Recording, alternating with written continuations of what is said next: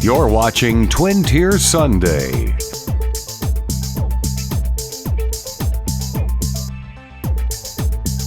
With Jennifer Sheahen.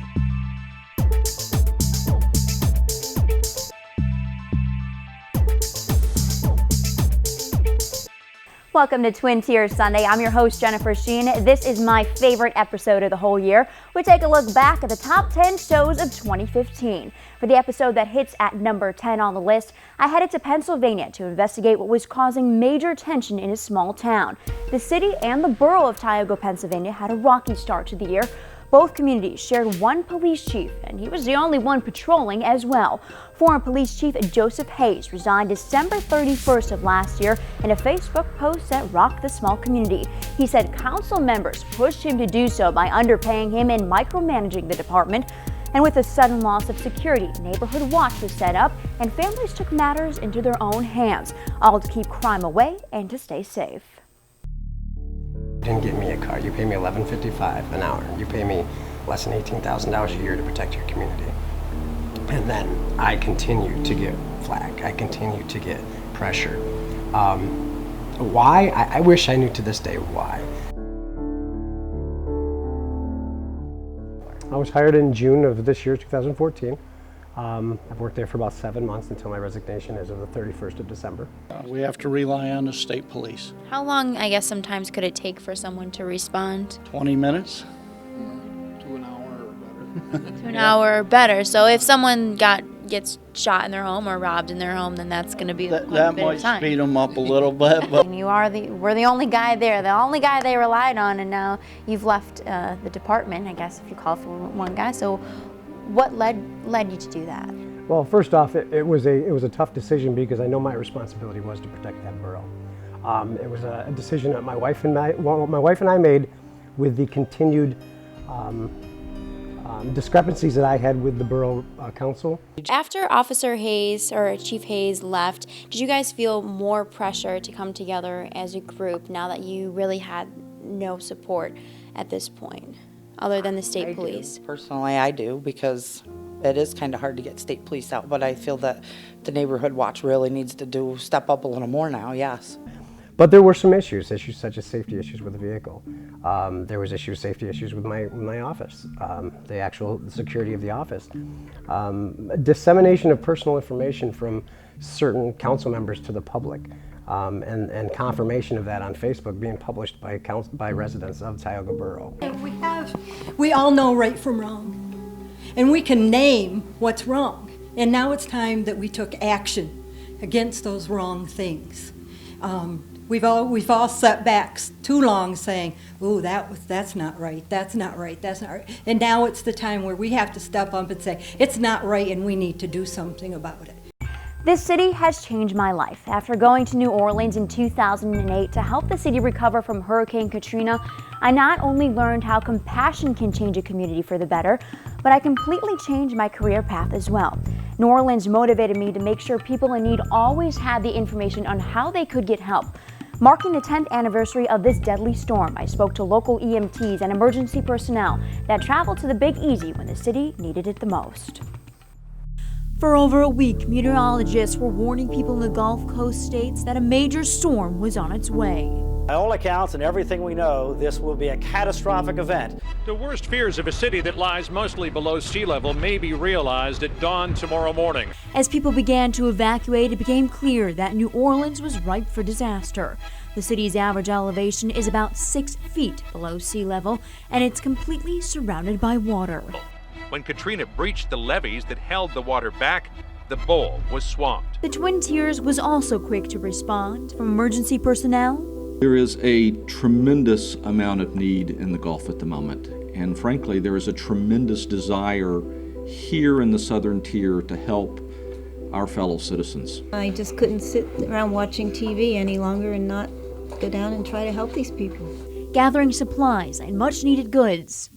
Got out there with our ERVs, is what we call them, emergency response vehicles, and fed the people. 2 weeks after the storm, more than half of the United States was providing shelter for evacuees. By 4 weeks after the storm, evacuees had been registered in all 50 states, including right here in the Twin Tiers.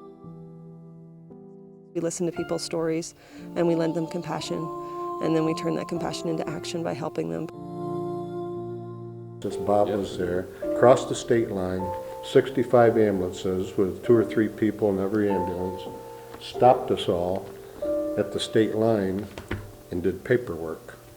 We all became accredited. Everybody had to get accredited. We all became accredited as we are Texas we're Texas paramedics at one time, and after we were all accredited, then we got back in our ambulances and went and evacuated a hospital where they, what was the term? They said they had a couple people that were quite sick. Yeah.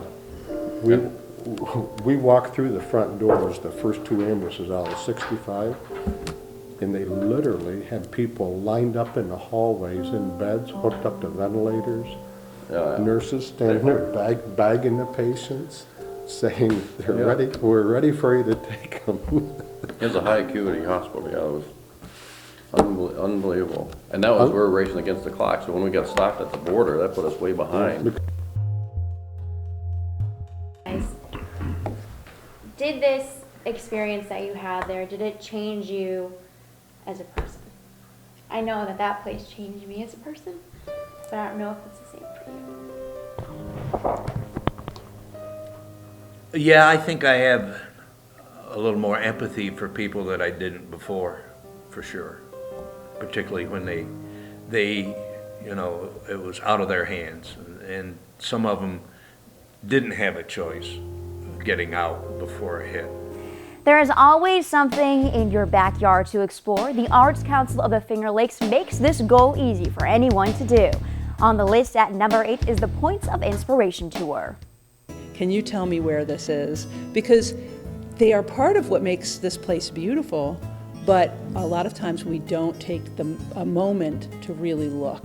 This is actually one of the most famous grave sites in the world. It continually shows up on lists of the top 10 most visited grave sites, so it's certainly people from all around the world make a pilgrimage to come here and pay their respects to Mark Twain. Definitely, and this was actually made headline news around the country this past year. These buildings, it's Italian Renaissance architecture. There's really nothing like it anywhere, and it's really great to keep this going. And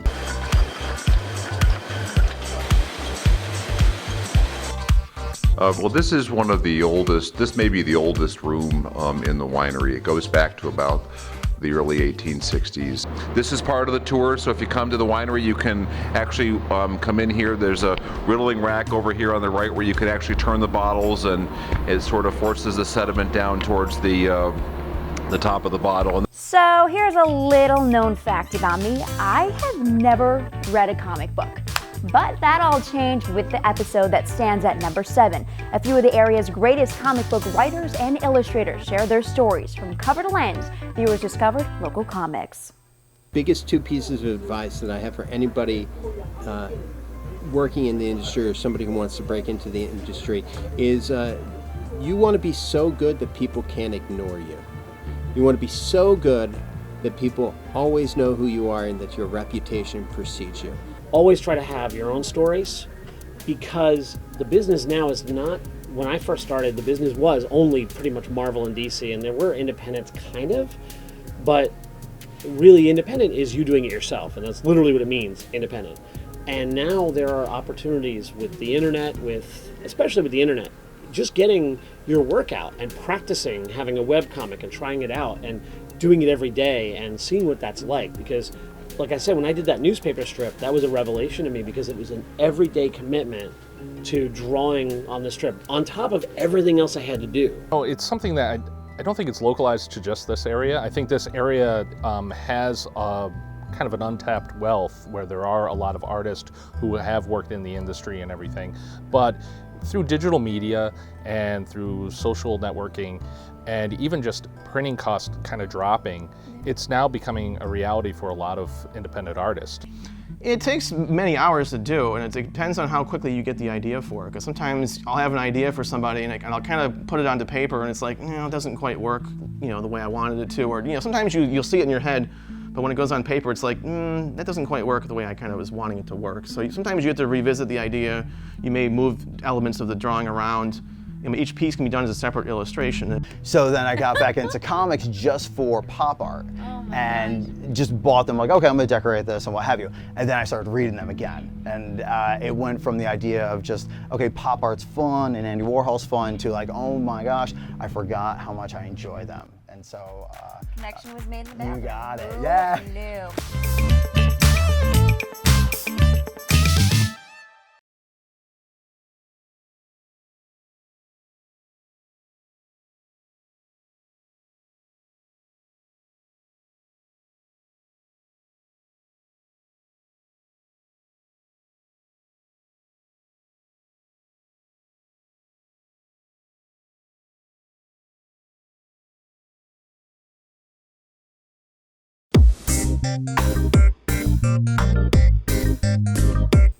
Let's admit it, we're all kids at heart. The Science Center in Ithaca took me behind the scenes to see how some of the museum's exhibits are built.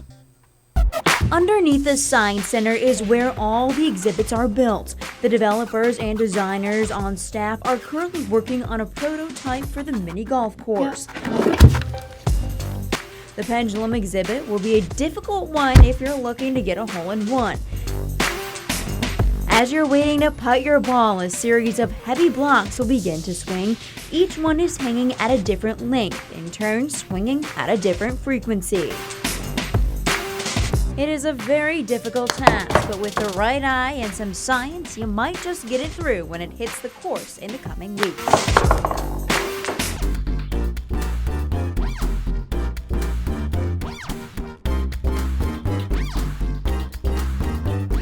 How do we do this? All right, push the start button and the ball will reset to center.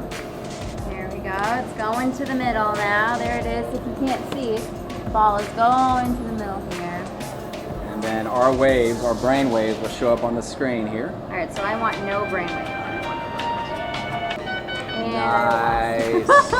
And look how calm you were. Your brain waves were really, really low, and mine were spiking all over the place. Okay, so I won. There we go. And ferrofluid is tiny iron particles mixed with water. So it has a magnetic quality because of the metal material mixed in. This shoot was frigid. It was -2 degrees outside, but the Shamong River was absolutely stunning that day as the local Audubon Society did their annual bird count. It is an activity the whole family can do. Rounding the list at number 5 was a search for some of the most beautiful birds in the Twin Tiers. Across the world, people are taking count and exploring these sometimes magical creatures.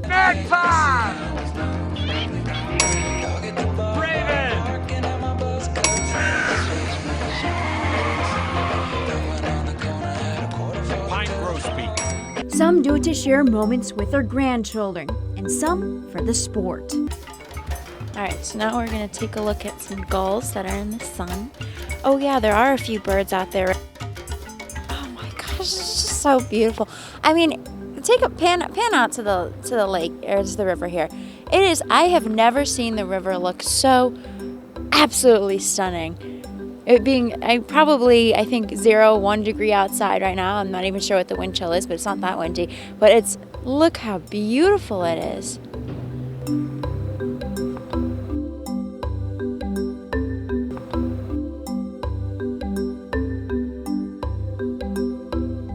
These gulls, they commute daily from the Seneca Lake. All right. Oh my gosh, there she is. And she just went under the water. Yep. They are a diving duck. How did you even see that? Incredible. From the high wire to the tiger's den, the circus was in town and we had a behind-the-scenes tour. This episode took viewers in the big tent and up close and personal with a mama elephant and her baby.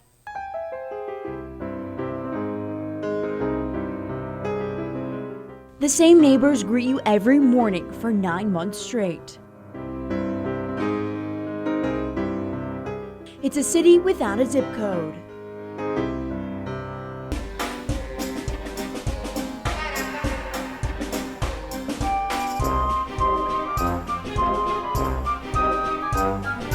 first practice.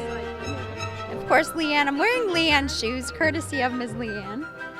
Oh.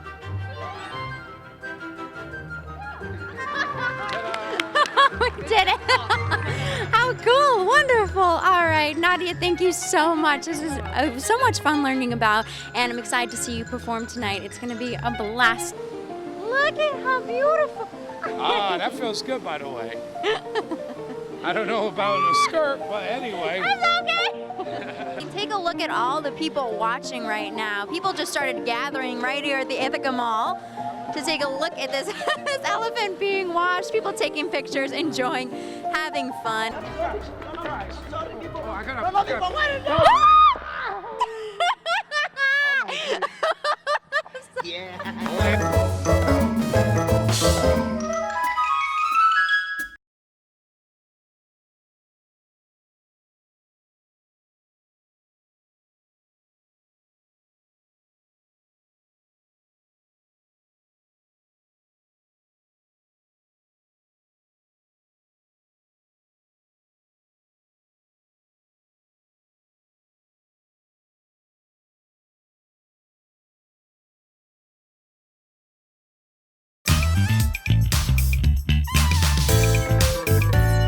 He's humble, he's kind, and he can play the drums like a rock star. Jeff Plate from Horseheads is the drummer for the tour group Trans-Siberian Orchestra, a show that has rocked the Christmas world. It was an honor learning about the rise to his success. Rounding the list at number 3 is his story. Did you ever dream of becoming a rock star?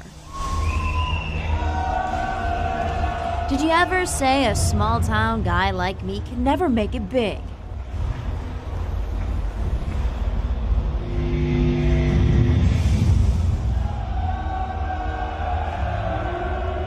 Well, today you're going to meet a man who has worked hard on a daily basis to become one of the best drummers in the industry.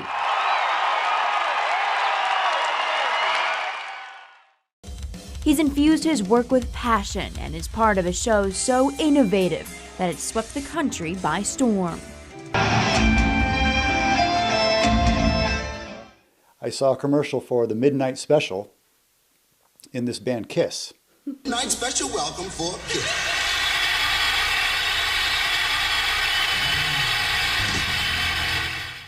And I was so intrigued by this, I talked my parents into letting me stay up and watch the show, and I saw Kiss, and it completely changed my life. But first, Sabotage did this record about the war that was going on in Sarajevo. That's what this record was about. And part of the story was a cello player who used to sit in the square in Sarajevo and play his cello while the war was going on around him. So the song Christmas Eve Sarajevo 1224 is an instrumental. It's Carol of the Bells with our own twist on it. And this was the vehicle to launch this concept. So we put the name Trans-Siberian Orchestra on this project. We went to the studio the following year. We did Christmas Eve and Other Stories. And right now we've sold close to 5 million of those records. So this is what I love to do, and this is where I've gotten to, but it's taken a lot of work, hours and hours and hours. Making the list at number 2 is an episode that delved into the artwork showcased on Market Street in Corning. It was a blast to shoot and edit this show because the artist's work was innovative and inspiring. From glass to sound, we opened the doors to galleries in the Crystal City.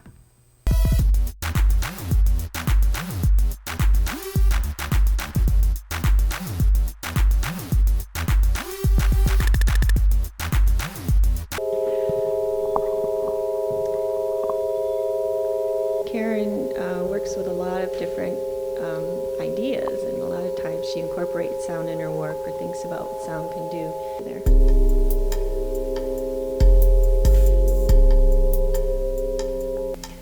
So this is work by Jeremy Holmes.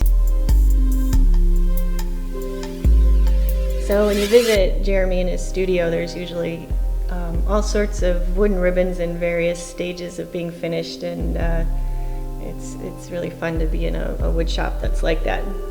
His dad was actually a woodworker. He grew up around wood, and he likes to surprise people with what wood can do, and he certainly succeeds at that. And that is a lot of what I've learned walking through Exhibit A, is that your different perception always changes from piece to piece, and I'll have something in my mind and she'll explain it to me and I was like, oh my God, that's not what I was thinking this artist wanted to portray. All I needed was a camera, a walking stick, and a good eye. The world's leading expert on ginseng took me deep into the forest to find this highly desired root. Not only is ginseng a hot commodity for these three men, it was a lifestyle. Topping the list at number 1 was the hunt that opened our eyes to the world of this red-berried root.